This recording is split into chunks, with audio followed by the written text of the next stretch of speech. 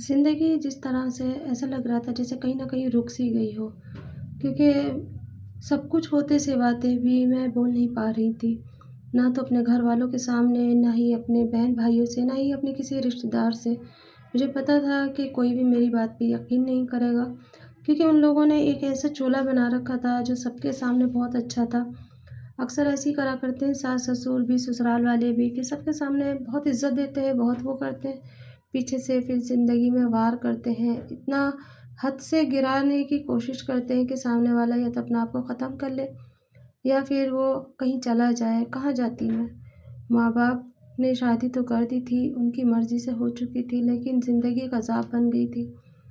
वो अज़ाब जो आज कोई रिश्तेदार आके नहीं पूछता था, जो ये कल ये कहते थे इनकी इसकी शादी नहीं हुई, कभी कब करोगे? कितने दिन और रह गए हैं?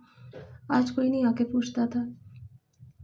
मैं दिल ही दिल में घुटती थी और यही सोचती थी कि जो मेरे साथ हुआ मैं अपने बच्चों के साथ नहीं करूँगी। एक तो ससुराल, ऊपर से सास, देवरानी-जेठानियों का साथ, और फिर हस्बैंड भी अगर प्यार ना करे और आपको सबके सामने बेइज़्ज़त करे, तो आपका दिल क्या कहेगा? मेरे साथ भी कुछ ऐसे ही हो रहा था, लेकिन बस मैं चुप थी।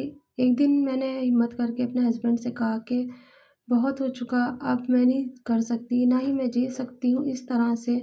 मेरे माँ-बाप ने जो भी देना था दे दिया, लेकिन अब हद से बाहर जा रही है बात, क्योंकि आपके घर वाले तो समझते नहीं इस चीज़ को, तो मैं आपको ही समझा सकती हूँ। तो मेरे हस्बैंड ने कहा कि नहीं, मेरे घर वाले बिल्कुल सही है, अगर तुम जाना चाहती हो तो तुम इस घर को छोड़ के जा सकती हो।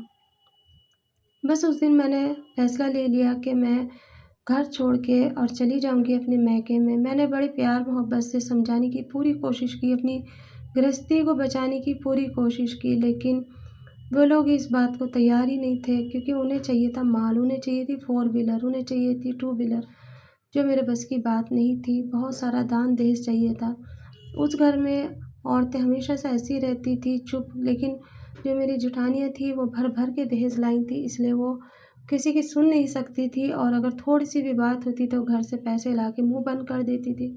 मैं कहाँ से लाती?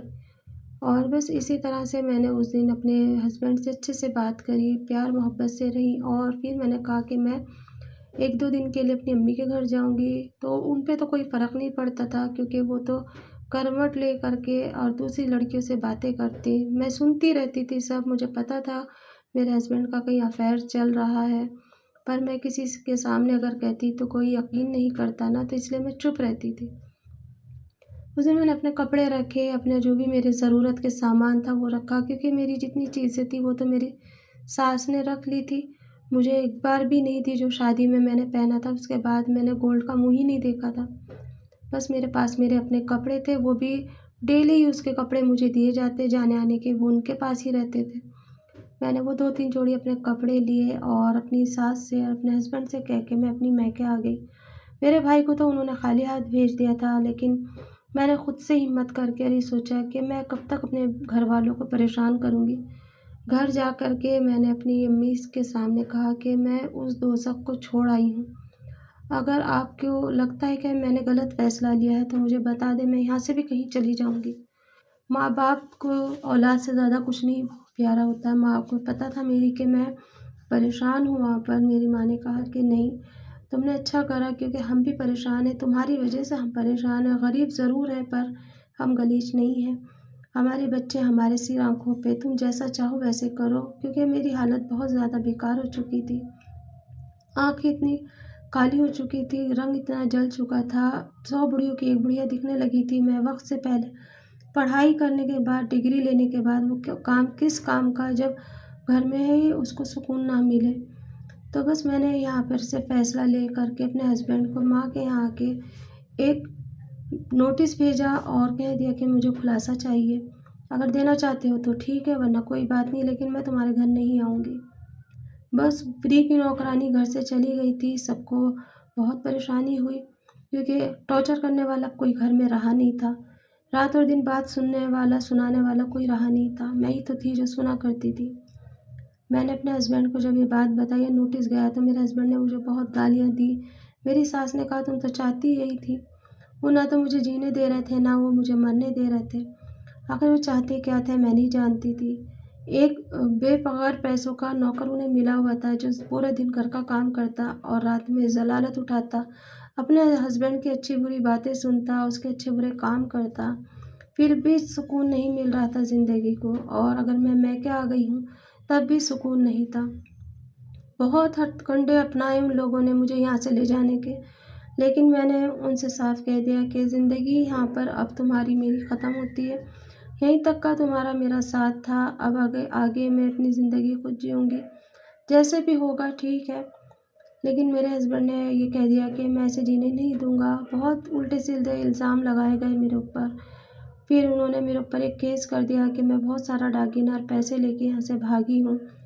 उसके ये तो अच्छा था कि मैंने उससे पहले एक नोटिस भेजा था उन लोगों को। वो नोटिस मैंने दिखाया पुलिस को कि देखो, मैं ऐसे-ऐसे इस आदमी के पास से यहाँ आई हूँ, मैं बहुत परेशान हूँ, बहुत टॉर्चर करते हैं ये लोग, दहेज माँगते हैं, मैं कहाँ से दहेज ला के दूँ? इन्हें 4 व्हीलर चाहिए, जबकि मेरे बाप तो 2 व्हीलर भी नहीं दे सकता।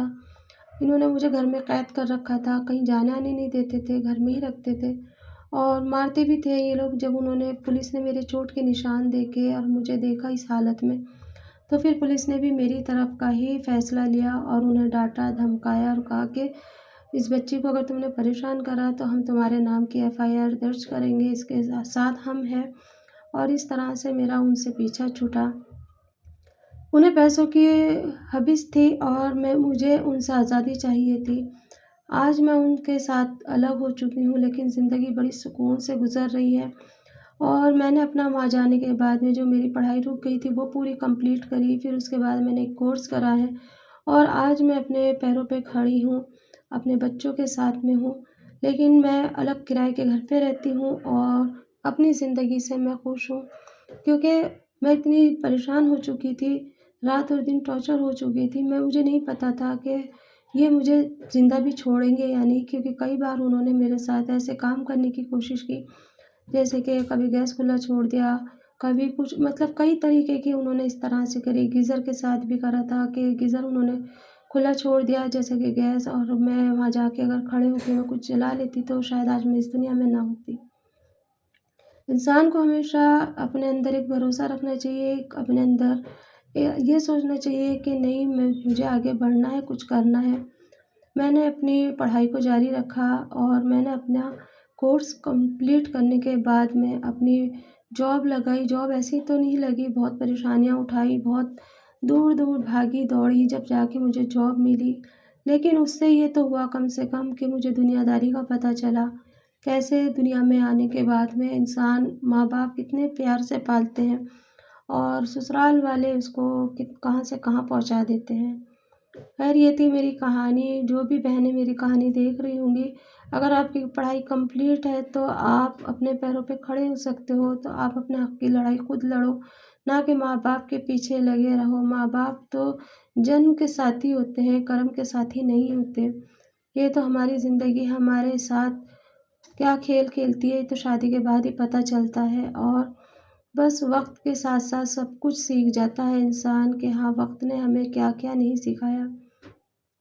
शुरू-शुरू में बहुत परेशानियाँ उठानी पड़ती हैं, लेकिन सच मानिए जब हम अपने पैरों पे खड़े हो जाते हैं ना, तो फिर सारी परेशानियाँ हमें आसानियत में मिल जाती हैं। और छोटे से बड़ा करने की कोशिश करो, बड़े से छोटा होने की कोशिश मत करो। अगर आपका परिवार, आपका घर-बार आपके साथ है, तो आप कभी भी ये कदम ना उठाएँ। खुशी-खुशी अपने परिवार को टाइम दें, परिवार के साथ रहें। लेकिन अगर आपके साथ ज़्यादती हो रही है, ज़ुल्म हो रहा है और आपकी इज़्ज़त नहीं है, तो वहाँ आपको आवाज़ उठानी चाहिए, वहाँ आपको अपना हक़ माँगना चाहिए और कहना चाहिए कि मैं भी एक इंसान हूँ, कोई जानवर नहीं हूँ। आज के ज़माने में भी ऐसे-ऐसे लोग खड़े हैं कि जो ये चाहते हैं कि किसी तरह से अगर ये मिट्टी की हो तो इसे मिचान दें। शादी से पहले बहुत लोग वादे करते हैं कि नहीं, हम अच्छे से रखेंगे, हमें दहेज नहीं चाहिए, हमें ये नहीं चाहिए, वो नहीं चाहिए। लेकिन सच मानिए जब शादी होने के बाद हम ससुराल जाते हैं ना, अगर एक कील भी कम होती है ना तो ये कहते हैं क्या लाई माँ के यहाँ से, इसकी माँ ने क्या दिया इसको। और अगर हम कितना ही अच्छा खाना क्यों ना बनाते हो, पूरा हमारा जो वहाँ जाने के बाद रूटीन चेंज होती है, सारी चीज़ें हमारी अलग होती हैं। हर किसी का खाने पकाने का तरीका अलग होता है, हमारा भी अलग होता है। थोड़ा-सा नमक तेज़ या थोड़ी-सी मिर्चें कम हो जाए ना तो उसपे भी ये लोग ससुराल वाले यही कहते हैं, माँ ने तो इसे कुछ सिखाया ही नहीं है, सिर्फ़ एक ज़बान दे के भेज दिया। मेरा चुप रहना मेरी कमज़ोरी थी, मेरा चुप रहना मेरे लिए सज़ा बन गई थी। घर से मेरी डोली तो उठी थी लेकिन अर्थी की बराबर थी कि मैं अपनी जान को बचा कर के किस-किस तरह से अपने ससुराल से बच के यहाँ आई, ये मैं ही जानती हूँ। अगर मैं उस दिन धोखे से ना आती तो आज मैं ज़िंदा ना होती, आज मैं अपने बच्चों में बैठी ना होती। पता नहीं ये लोग मेरे साथ क्या करते हैं। ज़िंदगी एक ही बार मिलती है और वो बहुत अज़ीज़ होती है। इसको सही से जीना चाहिए, अपने बच्चों की पढ़ाई कंप्लीट करानी चाहिए। बच्चों को कोई ना कोई कोर्स तो ज़रूर करा दो। अगर माँ-बाप टू व्हीलर, फोर व्हीलर नहीं दे सकते हैं तो कम से कम उनको जॉब के लिए इतना तो कर दो कि वो कोई कोर्स कर ले, ताकि अगर कोई अल्लाह ना करे कोई बुरा वक़्त आए तो वो अपने पैरों पे खड़े हो सके और अपना हक़ की लड़ाई खुद लड़ सके।